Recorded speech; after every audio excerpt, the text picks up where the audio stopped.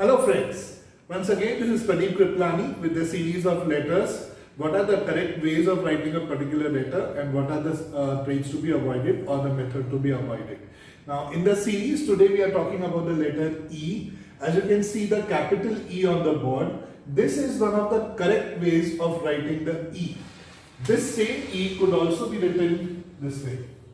So these two are the right ways of writing the letter E when it comes to the capital formation. Now people who write print have a tendency of writing their E this way. Even this is acceptable, not at all a problem. All three are correct ways of writing the letter E. Now let me show you some traits or some formations which should be avoided when it comes to writing the letter E. First of all, just note down the three correct patterns for the capital E. E with a loop and going deep when it comes to the curvatures.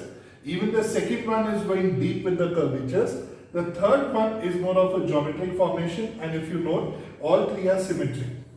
Right? Having noted this, now let's move to some of the formations which are not right, which should be avoided while writing a capital E.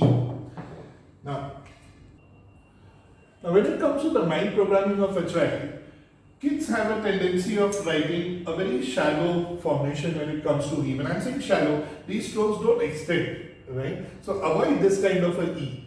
In the same pattern, there are children who write this way. For them it's fun, right? Beach ka portion bada ho gaya, but this is again not positive from a mind programming point of view. And the third formation which should be avoided is this.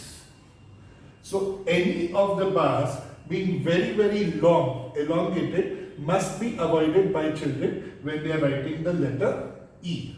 So these were the capital formations or capital structures of letter E. Now let's move our focus to the small case E.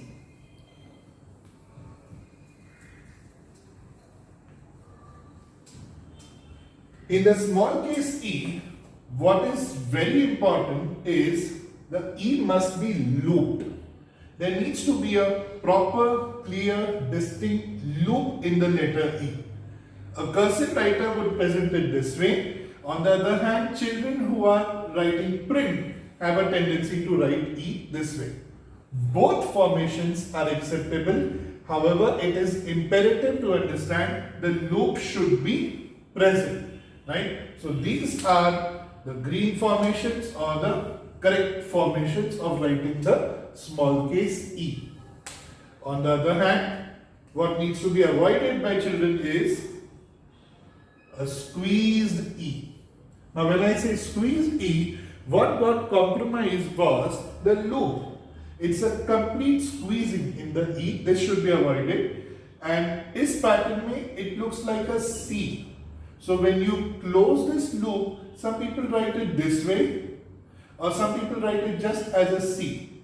These are not the correct ways to write the letter E, right? So the correct way is to write it with a loop, and this is not the right way. So this should be avoided. Now a very important input that I want to give you is, when you start writing the E, let's say this is your line on paper, it should always be a slight curve when you are starting. A slight curvature when you are starting the letter E. What you need to avoid is a straight rigid stroke.